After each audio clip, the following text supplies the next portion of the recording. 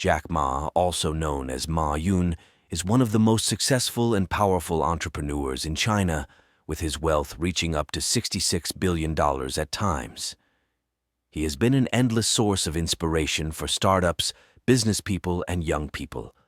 In 2020, while preparing for the world's largest IPO deal with Ant Financial, aiming to raise $35 billion with a company valuation of approximately $318 billion, everything came to a halt and was frozen. Chairman and founder Jack Ma almost disappeared from the business world and the media for 2 years, from 2020 to 2022. How did the story begin and open a new chapter for Jack Ma? I have really tried my best to summarize this in the most understandable way for everyone, and we have had to compile this information from many sources, so please don't stop halfway. In 1999, Jack Ma and his associates founded Alibaba, which was the first e-commerce marketplace in China for wholesalers and retailers. They were following the trend of Amazon, which was already quite popular in the United States at that time. 20 years later, Alibaba and its subsidiary, Ant Group, became a leading global tech giant. It handled more payment transactions than Visa and MasterCard combined, which had been established companies in the world for a long time. At that time, Ant Financial was involved in various sectors, including finance, insurance, lending, investment, and online banking. In 2020, at the peak of its growth, Ant's IPO plan was to raise $35 billion, making it the largest deal in the world at that time, surpassing even Saudi Arabia's Aramco, with a valuation of $313 billion. At the time of preparing for the IPO, Ant had 711 million monthly users, a number equivalent to 50% of China's population and almost double that of the United States. Before Ant's debut, its biggest global competitor was PayPal, the largest payment company in the world, which only had 346 million users, half that of Ant, and Ant provided more than just online banking services. It offered credit cards, debit cards, asset management, insurance, loans, and more, all on a single platform. The previous year, Ant processed 17 trillion online transactions, generating $2.7 billion in profit and $17 billion in revenue. Ant managed $600 billion in assets and extended $308 billion in consumer loans. Based on the massive data collection from the Chinese population and the vast market, Ant could use customers' funds and payment money to provide medium and small loans. It could then raise capital from investors and customers for consumer loans, doing so faster and more efficiently than traditional business models. In 2019, when compared to other banks in China, some of which had been established for decades, Ant provided the most consumer loans with a value of $308 billion, equal to the total of the next 3 largest banks combined. Ant's growth rate was astonishing, outpacing these banks significantly. Despite operating much like a bank and essentially being a financial institution, Ant originated from a tech enterprise, so it was not required to adhere to the stringent regulations imposed on banks. This situation could pose numerous societal risks that any government would want to avoid. At that time, founder Jack Ma became an enormous symbol and a powerful figure with global influence. During this period, Jack Ma even made a film called Gong Shu Dao, in which he portrayed a martial arts master who defeated 11 Chinese martial arts stars, asserting himself as invincible. His ego at that time was very large. In reality, making money could bring about dominance, which was a truth that many moviegoers realized at the time. Some viewers said that watching Jack Ma in Gong Shu Dao, they suddenly understood a profound truth. The most powerful thing in the martial arts world turned out to be money. Some people say that money isn't everything, but they are mistaken. Money can indeed make you the most formidable in the world of martial arts. At that time, China was dealing with the aftermath of the collapse of P2P lending apps, where users could lend their money to others through technology platforms. In 2018, more than 400 peer-to-peer lending platforms in China went bankrupt. More than $115 billion of millions of people were affected, and the figure in the underground world could be even higher. Prior to this, from 2014 to 2017, P2P lending was praised as a new technology that would replace traditional bank lending and generate hundreds of billions in credit for the economy. However, soon after, due to poor management, hacking attacks, and uncollectible loans, the trend collapsed, causing many people to lose money and leading to social instability in China. At that time, the Chinese government was considering stricter regulation and deeper research into these new technology platforms. But when Ant began seeking a financial banking license, the People's Bank of China did not grant it, citing many reasons for the refusal. Jack Ma felt very aggrieved by this situation. It seemed that he forgot he was operating in some areas without official licensing, and this marked the beginning of a critical period. On October 24, 2020, at a financial forum in Shanghai, Vice President Wang Qishan delivered a speech that was speculated to target Jack Ma and fintech companies. Wang emphasized that new financial technologies brought new risks and needed to be tightly regulated by the government. However, Jack Ma's response was not only a rebuttal, but also very challenging and created a significant stir in the community. Although not direct, it indirectly criticized Wang, who is Xi Jinping's closest associate and right-hand man, as well as criticizing the financial system, financial platforms, and the way the Chinese government managed its banking system. Jack Ma remarked that the Global Banking Accord Basel was a club for old people. He argued that the greatest risk for China was not systemic risk, but the lack of a complete financial ecosystem. He also compared Chinese banks to pawn shops, stating that the way Chinese officials focused on preventing systemic financial risks was outdated. According to him, international regulations on banking created by older individuals no longer fit China's nascent market. He suggested that banks should abandon the mindset of pawnshop operators and that the world today needs more management experts rather than bureaucrats. Jack Ma proudly highlighted that the IPO value of Ant was the largest in the world, $35 billion, and severely criticized the current financial system of China. The Chinese government was very displeased that Jack Ma, with his considerable wealth, spoke disrespectfully about the Beijing authorities. Since then, the fate of Ant was sealed. On November 2nd, Jack Ma was summoned to a meeting with the People's Bank of China, and the very next day, November 3rd, the world's largest IPO plan was suspended for review. Shortly after, Jack Ma and top financial executives from Alibaba and Ant were called in and reminded that starting in 2021, the government would tighten regulations on fintech. Jack Ma was also required to withdraw completely from media forecasts and public appearances. On the same day, Jack Ma faced attacks from traditional media. The People's Daily published an article with the headline, "The so-called era of Jack Ma or Ma Yun does not exist.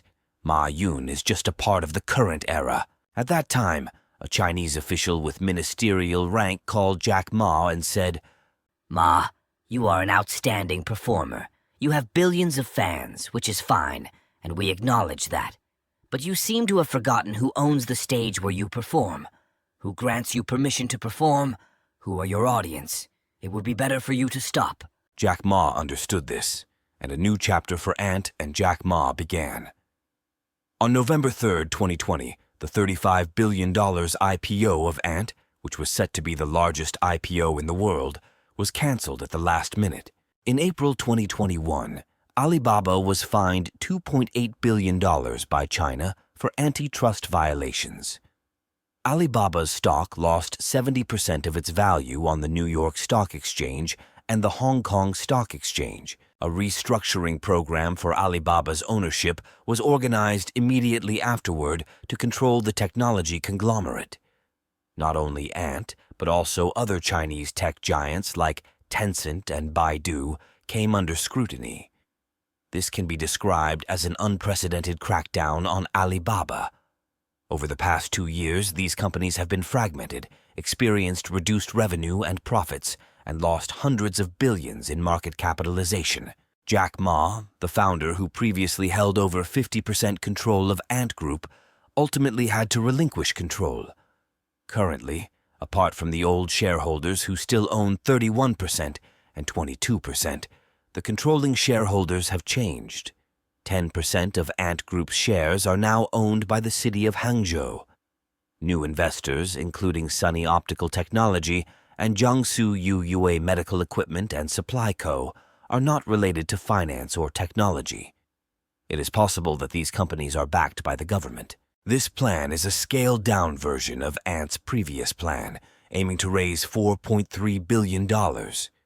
Cinda Asset Management, one of the debt management companies, withdrew its investment plan of nearly $1 billion for a 20% stake in Ant Group without disclosing the reasons. In April 2021, Reuters reported that Ant Group was considering a method for Jack Ma to exit and relinquish control in a smooth and secure manner. A subsidiary of Ant Group confirmed that Jack Ma agreed to reduce and subsequently limit his direct and indirect stake in Ant Group to no more than 6.2%. Jack Ma and the other 9 major shareholders of Ant Group agreed not to act in concert when exercising voting rights and to vote completely independently to avoid group decisions. The companies Hangzhou Junhan and Hangzhou Junao, previously investment firms controlled by Jack Ma, maintained their ownership percentages but became independent shareholders in Ant Group. With Jack Ma fully exiting Hangzhou Junao, there will no longer be a situation where a direct or indirect shareholder controls Ant Group. No single shareholder will have majority rights in appointing board members. The government is also a major shareholder.